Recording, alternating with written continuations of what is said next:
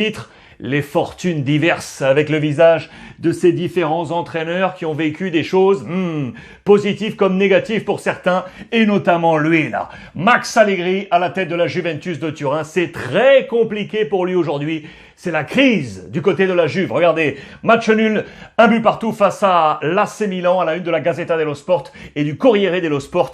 Et cette image forte là de Moïse Kean, l'ancien Parisien qui frappe le sol, l'impuissance de la Juve, vous l'aurez compris, la Juve est au fond. Vous allez le voir au classement, la Juve est relégable, les amis, avec cette tête de Rebic pour l'égalisation de l'AC Milan dans les dernières minutes. Allegri est en difficulté, Allegri est seul contre tous. Voilà le titre en page intérieure de la Gazzetta dello Sport. La Juve en difficulté, notamment sur le plan défensif. Regardez ici avec Szczesny, le gardien. Je vous avais parlé d'un duel de gardiens entre Mike Maignan d'un côté et Szczesny de la Juve de l'autre. 18 matchs avec au moins un but encaissé. 18 matchs consécutifs, c'est de trop. Il faut corriger ça pour Max Allegri, vous l'aurez compris. Alors que du côté de Milan, eh bien les Diables restent au paradis parce qu'ils sont toujours en tête de ce championnat avec l'Inter Milan qui est devant aux côtés de l'AC Milan. Un but partout donc, et ce coup de boule de Rebic pour l'égalisation. Rebic qui est à la une de toute la presse italienne, et logiquement parce qu'il n'y avait pas de Zlatan Ibrahimovic, vous le savez, et il y avait cette concurrence avec Olivier Giroud. Rebic, comme Ibra, qui s'est élevé au-dessus de tout le monde, à la Ibrahimovic, pour aller placer ce coup de boule. Les deux hommes, Zlatan et Giroud, remercient bien évidemment l'ami Rebic, ne pas pointer du doigt la carence offensive éventuelle de l'AC Milan, ce qui fait les affaires logiquement du coach Pioli qui est en pleine réussite. Les notes sont là pour saluer logiquement Rebic, mais pas seulement. Brahim Diaz, regardez, au milieu de terrain, écope de la meilleure note avec un 7 sur 10. Pioli prend un 6.5. C'est Dybala qui prend la meilleure note côté Juve avec un 7 sur 10 à noter. Pas une bonne note pour Adrien Rabiot qui a pris un 5 sur 10. La moins bonne note côté AC Milan, elle est pour Kessié également avec un 5. Crise donc du côté de la Juve à la une de Tuttosport, vous l'aurez compris, en difficulté. Regardez un point sur ce classement, la Juve est là les amis, tout en bas ici, donc en position de relégable, 18e. Au même moment la saison passée, la Juve était 5e, 4 points de moins que la saison passée, et donc surtout aucune victoire pour l'instant en 4 matchs, 2 matchs nuls et 2 défaites. L'AC Milan est là ici, vous le voyez, avec l'Inter. Attention à la crise du côté de la Juve, c'est la première défaite de Rome. Rome qui était qui collait les deux équipes de Milan et qui là coince un petit peu. C'est la première défaite pour José Mourinho. C'était sur la pelouse de Vérone, 3-2. Il y a eu un changement d'entraîneur à Vérone. Le nouveau, c'est Tudor. Ça a fonctionné. Effet psychologique, comme on aime à le souligner. La première chute de José Mourinho. Regardez, j'aime bien ça parce que on est à l'ère des smartphones et des tablettes. José, lui encore, prend les petits bouts de papier. Il griffonne dessus. Il explique son plan de bataille aux deux entrants d'alors ici, Borja Mayoral ou encore Smalling. J'aime bien ça à l'ancienne. En attendant, premier coup d'arrêt à noter pour la Rome de l'ami José Mourinho. On a un gros match qui nous attend demain entre la Fiorentina, notez-le bien, et l'Inter. Très gros match, et notamment entre ces deux hommes face à face. Les deux hommes de l'intersaison, parce qu'ils étaient appelés à éventuellement quitter les clubs, répondent aux sirènes financières d'autres formations. Vlahovic, qui était très intéressé notamment par l'Atlético Madrid. Je pense également à Lautaro Martinez par Tottenham, et vice-versa. Ces deux clubs ont cherché ces deux attaquants. Ils vont s'affronter demain dans un match superbe entre la Fiorentina et l'Inter Milan. On parlait du visage blême de Max Allegri. Lui sourit, c'est un Italien, mais c'est du côté de l'Espagne, c'est monsieur Carlo Ancelotti. Parce que le Real hier s'est imposé à l'arrache. 2-1 sur la pelouse de Valence. Le Madrid est immortel. Vous le voyez, une victoire fort une nouvelle fois de son duo magique. Vinicius, Karim Benzema. Vinicius qui est vraiment en pleine forme. Il a pris cette place de titulaire côté gauche pour déloger au passage Eden Hazard qui était titulaire, oui, mais sur le flanc opposé, plutôt côté droit. On était dans un schéma un peu dans un 4-4-2. Vinicius était un cran plus bas, mais il est vraiment occupant de ce poste côté gauche. Vous le voyez, c'est un véritable leader dans le plan de Carlo Ancelotti. À eux deux, avec Karim Benzema, c'est 11 des 16 buts du Real Madrid. 11 des 16 buts du Real Madrid, c'est à noter. C'est une pareja de oro, une paire en or, un duo en or dans les colonnes de Marca. Match vraiment très intéressant. À noter un petit coup dur néanmoins pour le Real Madrid, c'est Carvajal qui s'est blessé au cœur de cette rencontre. Ça a été un match à blessure. Côté Valence, le capitaine Gaïa est blessé juste avant de démarrer la rencontre. Et dans le match, l'autre capitaine Soler et Thierry, les deux hommes vont se blesser. Ça a été un match assez chaotique. Mais donc cette victoire à l'arraché, il n'y a pas eu peut-être assez de qualité footballistique, diront certains côté Real Madrid. Carlo Ancelotti répond en conférence de presse, oui, ok, mais l'esprit d'équipe était là. C'est le mot fort lâché par Carlo Ancelotti. Avec une nouvelle fois un fin stratège. Je l'ai mis en débrief. Allez voir sur l'ensemble des réseaux sociaux. Je vous ai fait hier soir un petit débrief. J'ai mis Carlo Ancelotti en MVP de ce match parce que une nouvelle fois ces changements ont été magnifiques. Avec notamment l'entrée en jeu de Camavinga qui de plus en plus appelle et frappe à la porte pour une place de titulaire. Il a été très très bon le Français dans ce match. C'est à noter. Regardez les notes d'ailleurs dans le quotidien Marca. Meilleure note pour Vinicius avec un 3. Karim Benzema a pris un 2 également. Regardez Camavinga. Entré à la 67e. Il a pris pour autant un 2 sur 3. Très intéressant. Je vous informe sur ce nom-là. Hugo Duro, jeune joueur de Valence que j'adore. Gardez bien en tête ce nom. D'après moi, ça devrait éclater sur la scène internationale du côté du FC Valence. Le classement du coup, le Real Madrid a repris la position de leader qui avait été prise par l'Atlético hier après un match nul 0-0 face à l'Athletic Bilbao. Ça nous donne 1 Real, 2 Atlético, 3 Valence, 4 la Real Sociedad. Pour l'instant relégable, le Celta, Getafe et Alaves. Le 11 type de cette journée, en attendant le match du Barça qui joue ce soir. Le 11 type est donc ici avec, regardez, Vinicius, Benzema. Je vous montre cette attaque parce qu'il y a également Radamel Falcao, vous le savez, qui a fait son grand retour en Liga à 35 ans et qui a marqué ce week-end avec le Rayo. J'adore et je souligne le talent notamment de l'ancien monégasque. L'Atlético qui était donc leader hier, mais qui a manqué de poids offensif. On n'a pas réussi à marquer, on était à domicile. Luis Suarez n'était pas titulaire, mais pour autant, il est, vous le savez, fort d'un crédit infini auprès d'El Cholo Simeone. Vraisemblablement, cette absence du 11 était prévue entre les deux hommes. C'est Antoine Griezmann, d'ailleurs, au passage, qui était titulaire dans ce match. Mais vraisemblablement, il devrait être titulaire demain face à Getafe. Match très attendu du côté de l'Atlético Madrid, qui en voulu d'ailleurs au passage à l'arbitre du match face à l'Athletic Bilbao, Monsieur Manzano, Gil Manzano, qui selon l'organigramme de l'Atlético Madrid aurait une dent dure contre l'Atlético de tout temps. Et voilà, on suit ça de près du côté de l'Atlético. Le Barça joue ce soir, les amis. Le Barça joue ce soir avec un homme, bien évidemment, sous le feu des projecteurs. C'est Ronald Koeman qui veut y croire. Il veut croire à la rédemption de son statut. Il va jouer sans peur et s'appuyer sur la jeunesse parce qu'il y a énormément d'absents côté Barça et notamment s'appuyer sur lui là, le jeune Baldé qui devrait jouer au poste de latéral. Pas d'ultimatum, en tout cas ce n'est pas le mot qu'on utilise du côté du Barça.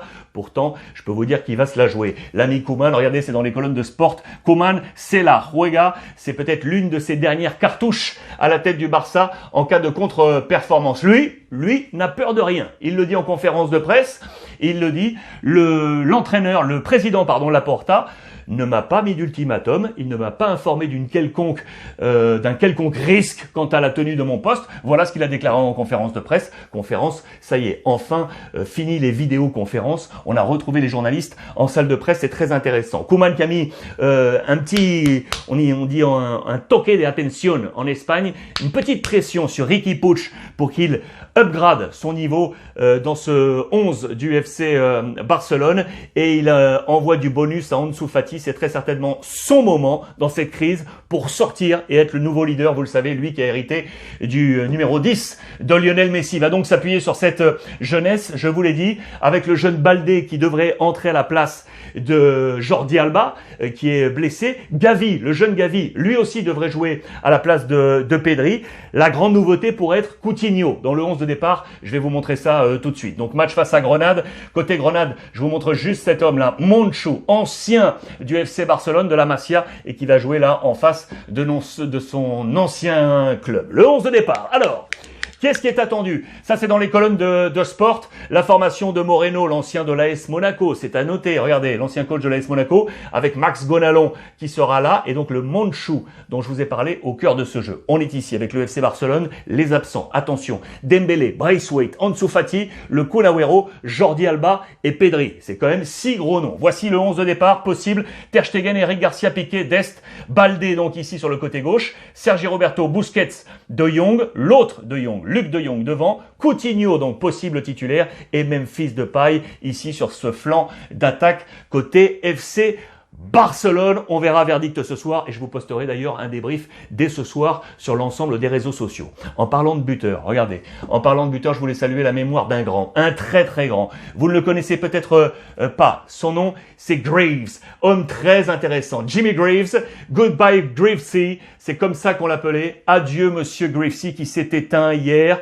C'était un très grand buteur de la sélection anglaise, champion du monde 66 sans pour autant jouer la finale. Il avait été blessé dès le premier tour face à l'équipe de France d'ailleurs. Il avait gardé ça comme une peine tout au long de ce grand tournoi et durant sa vie. C'était le grand buteur de Tottenham, très grand buteur de Tottenham qui a eu un problème avec l'alcool dans les années 70 et il s'est éteint hier. Tout Tottenham, toute l'Angleterre a salué ce grand talent. Il s'est éteint. On a une pensée pour lui bien évidemment et pour l'ensemble de sa famille. En parlant de buteurs, l'un avait un large sourire hier, c'est lui, le géant du côté du Borussia Dortmund, c'est Haaland qui fait des bises à tout le monde et pour cause, car il a inscrit un doublé hier pour la victoire du Borussia Dortmund face à l'Union Berlin, 4-2 et du coup, il est en position de Pichichi, meilleur buteur à la lutte, les Torjäger, comme on les appelle en Allemagne, avec Lewandowski, bien évidemment, 7 buts chacun.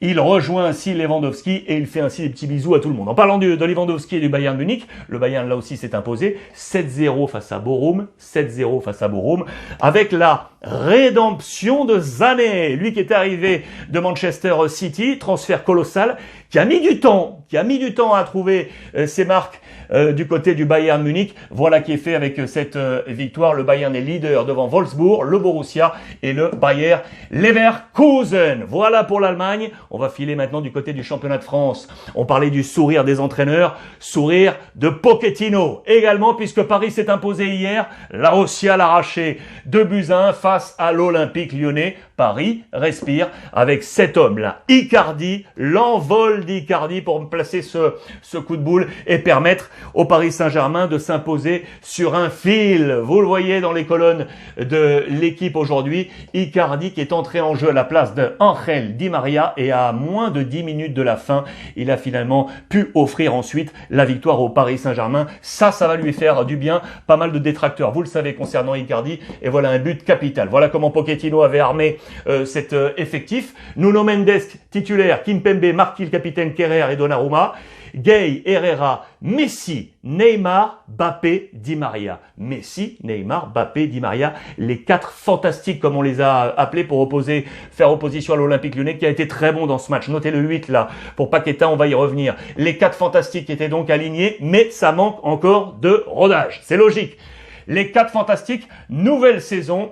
Les voici ces 4 hommes ensemble, mais ça manque encore un peu de rodage, un rendement offensif à parfaire, un équilibre défensif à revoir. Avec une image symbole, c'est la sortie Pochettino qui a osé, entre guillemets, sortir Lionel Messi dans ce match. Et regardez l'attitude de Lionel Messi. Ça a fait un peu le tour de la planète après des photos qui ont été postées de lui sur le banc, le visage fermé et stoïque. On s'interroge, a-t-il été fâché, frustré? Mauricio Pochettino a pris ses responsabilités en conférence de presse. J'ai des décisions à prendre, décision du coach du Paris Saint-Germain. Les notes dans ce match d'ailleurs, regardez, meilleure note pour le Parisien, Ander Herrera qui est en pleine bourre en ce début de saison, il prend un 7 sur 10. Mauvaise note pour Kerrer qui a pris un 3, vous le voyez, et je vous le disais tout à l'heure côté Olympique Lyonnais, très bon match de Paqueta qui a pris un 8 d'ailleurs, il est dans le 11 type des confrères de l'équipe, pas de joueur du Paris Saint-Germain, c'est à noter noter. À noter également 4 Nantais, Palois, Blas, Colomani et le coach Antoine Camboiré. Très intéressant,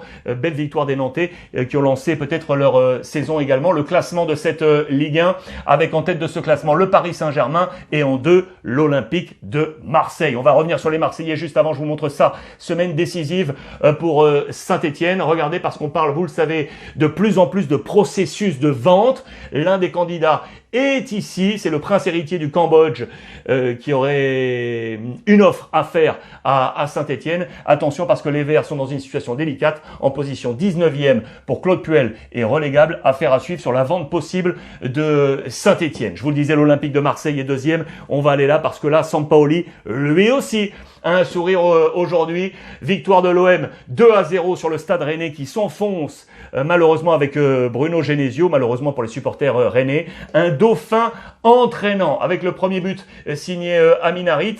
Victoire 2-0 pour les Marseillais. C'est Dieng qui avait marqué le premier but à la 68e minute, si je ne me trompe pas.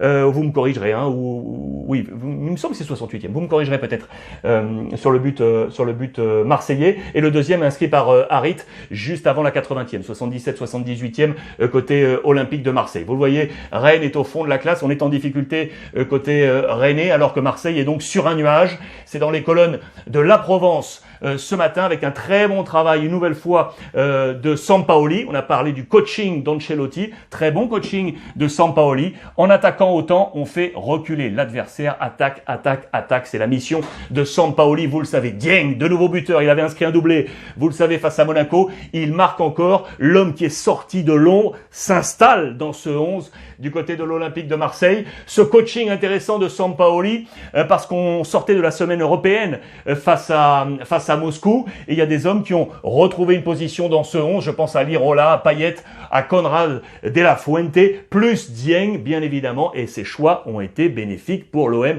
Bravo à Sampaoli. Une victoire qui est venue saluer la mémoire d'un grand homme. Vous l'avez accompagné, vous l'avez suivi, bien évidemment. C'est l'inoubliable René Malville, cet éternel supporter de l'OM, cette éternelle figure emblématique de la vie marseillaise. Il s'est éteint hier et c'est pour ça que je vais aller sur le tweet du jour posté par l'Olympique de Marseille pour saluer la mémoire de monsieur René Malville. Une grande pensée également pour lui et pour l'ensemble de sa famille. Voilà les amis pour ce point aujourd'hui en ce lundi 20. Ce soir, c'est le Barça qui joue. Débrief à suivre sur l'ensemble des réseaux sociaux et on se suit via le hashtag RuizClub. Comme tous les jours les amis, n'oubliez pas, profitez des vôtres.